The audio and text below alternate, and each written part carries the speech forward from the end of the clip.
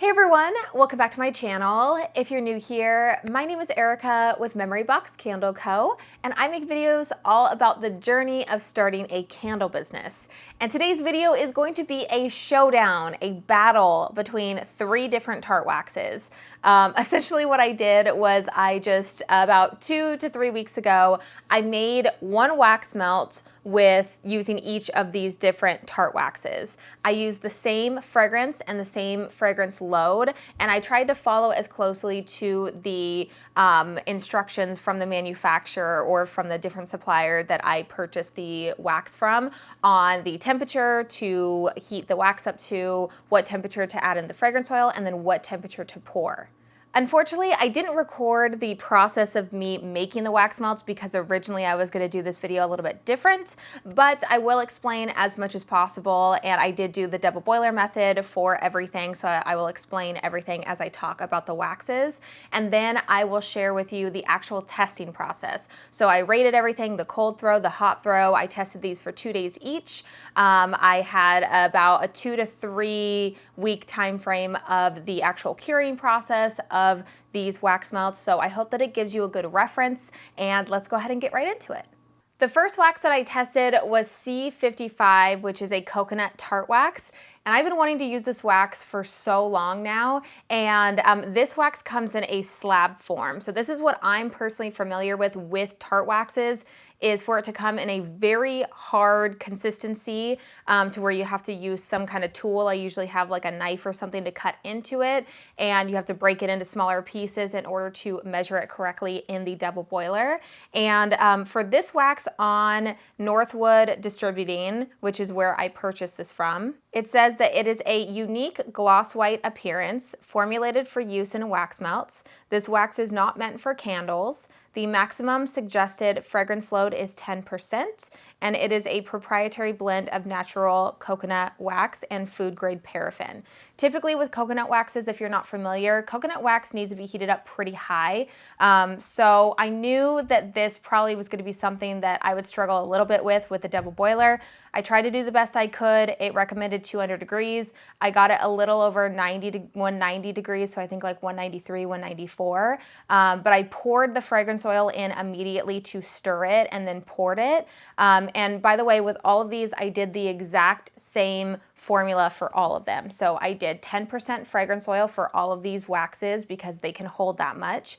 And I also did the same exact fragrance oil. So I did cranberry apple marmalade from Candle Science, and I did 10%. So I did a total of 75 grams, which is what these clamshell molds can hold. So I did 7 grams of fragrance oil to 68 grams of wax, which creates that 10% ratio from fragrance oil to wax. So just to recap, I heated it to around 193, 194, immediately poured in that fragrance oil, stirred for around 45 seconds, and then I poured it into the clamshell mold around 170. The second wax that I tested was BW921, and I believe that this is just something that Candle Science has, I'm not too sure, but it is a soy-based tart wax. It's actually also a pillar wax as well. So what I really like about this is that it comes in the little bead forms, and it makes it so much easier to scoop and pour into the pouring pitcher. It makes it so much easier not to have to hurt my wrist or my hand or anything when I'm trying to break down the slab form. It comes in the little beads, and I just really like that aspect to this wax.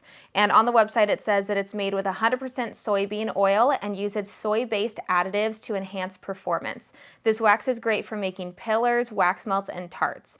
It is packaged in a pastille form for easy scooping and measuring. So it recommends for you to heat it up to 185 degrees, then pour in your fragrance oil, and then pour it at around 170. So similar to the coconut wax, but you don't have to heat it up as high as the coconut wax.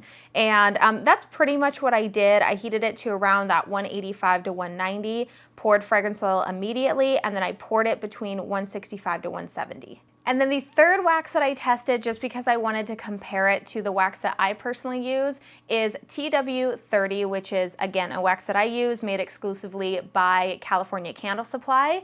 And this wax can actually hold up to 18%. I typically use around 15% for my wax melts, but I've been starting to think that it's just not necessary, especially after this thorough testing of doing 10% and seeing kind of how everything performed against other wax melts. But on the website, it says that TW30 is an all-natural soy tart wax made specifically for wax burners and melts. It is one of the hardest waxes in consistency, making it ideal for tart molds and other molds. It can also hold up to 18% fragrance loads. This gives your wax melts an extra 33% boost in performance and life in comparison to other waxes used for tart making. So this is again in slab form. And what I noticed the difference between this slab versus the coconut one was, again, like the coconut wax kind of had more of like a creaminess to it to the touch. There was just something different. I can definitely tell a difference. It does kind of seem like TW30 is a little bit harder in consistency, so I wonder if that has something to do with it. But I found it interesting to see the actual difference between the two waxes with them being both slab form. With TW30, it recommends that you heat it up to about 170 to 180. It specifically says to keep the temperature below 200 degrees.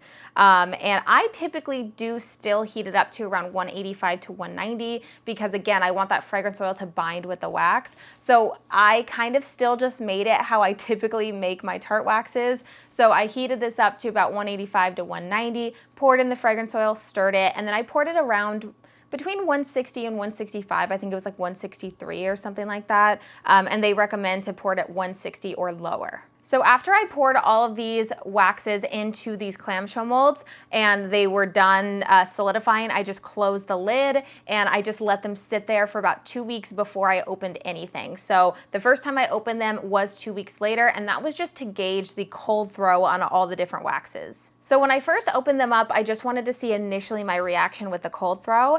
And what I noticed was that the TW30 and the BW921 were significantly higher in the cold throw than the coconut tart wax. All right, so it has been 2 weeks since I made these wax melts. So I have everything labeled. The C55, this is the coconut wax.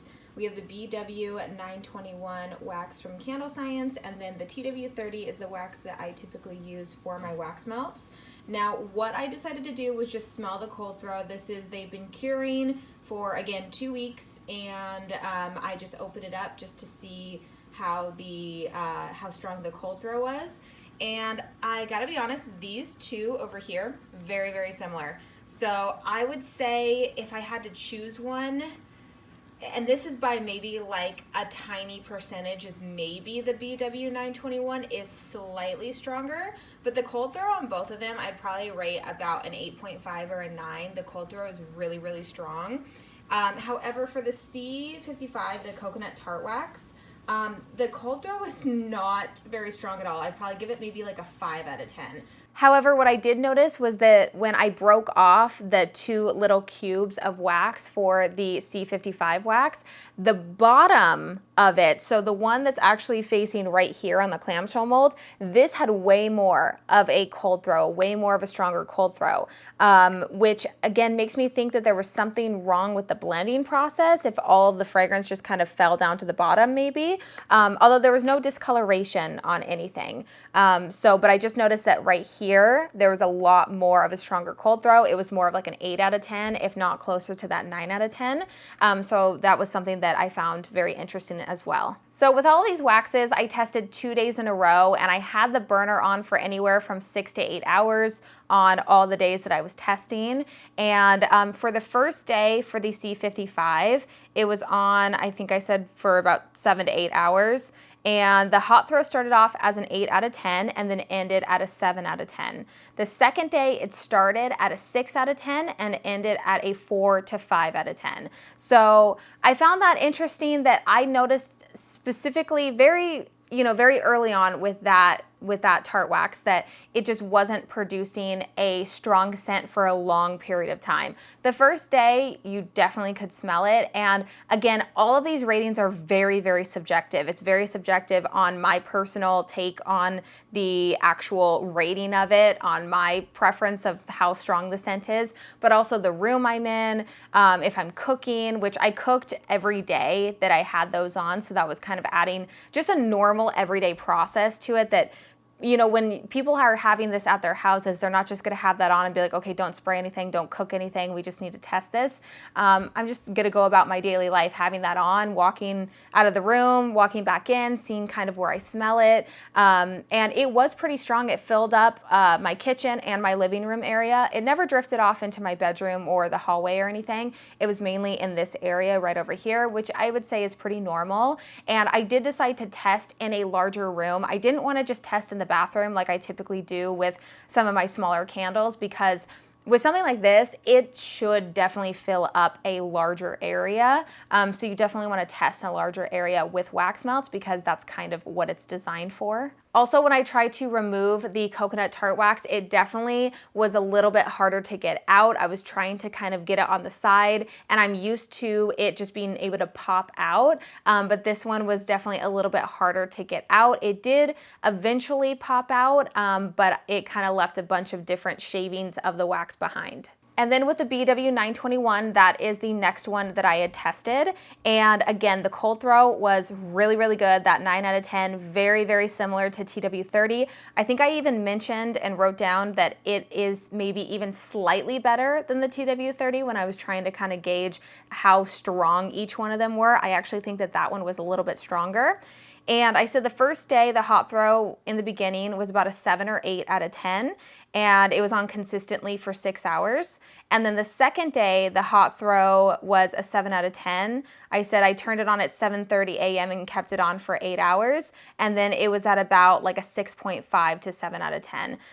So this one stayed having a lot better of a hot throw for a longer period of time than the coconut wax was. So I found that really interesting. And honestly, seeing how well I could actually remove it from the container, from the wax melt container, was so identical to my TW30. So unlike the coconut wax that was kind of a little bit harder to get out and took me a little bit longer to, you know, pop out of there, the BW921 was almost identical to the TW30. So I think that that is actually something that we should be taking into account when we are choosing tart waxes, on how easy is it to remove from the wax burner, because this is something that I know in the past it frustrates me when I can't get it out.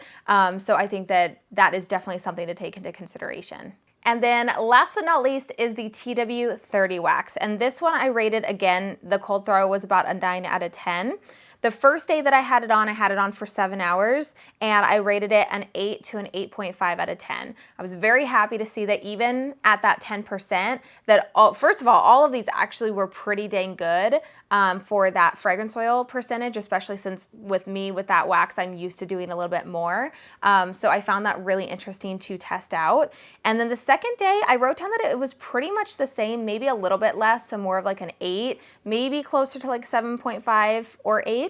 And that I had it on for about 6.5 hours. So I found all of this really interesting because I think that when you're trying to see the difference between different tart waxes and you're trying to choose, I think that trying to keep as many things the same as possible. So keep that fragrance oil load percentage the same, and also keep the same fragrance oil that you actually choose to use. So don't do a bunch of different fragrances, because some fragrances are just going to be naturally stronger or weaker than others, and that can hinder the actual scientific experiment that we are doing. And also with that tart wax as well, again, super easy to pop out. I just wanted to add that in there. So the tart wax, super easy, or sorry, the TW30, super easy to just pop out. And that, again, is something I think is important to take into account. And overall, I actually think that the BW921 performed so well, in my opinion. And I think that if there ever is a time where I need to have another Tart wax, I think that that might be a really good backup Tart wax to use for me personally.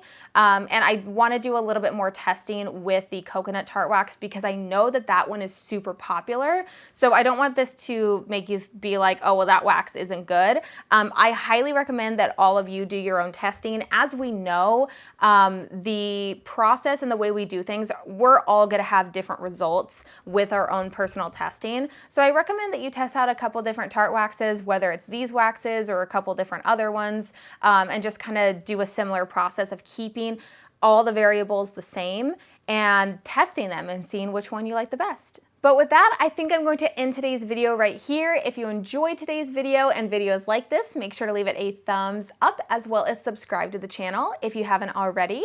Also, don't forget to follow me over on Instagram at Erica Marie Morris, and I will see you guys in the next video. Bye, guys. I apologize, I don't have any of that footage of me creating the wax melts, but essentially I just did the blah.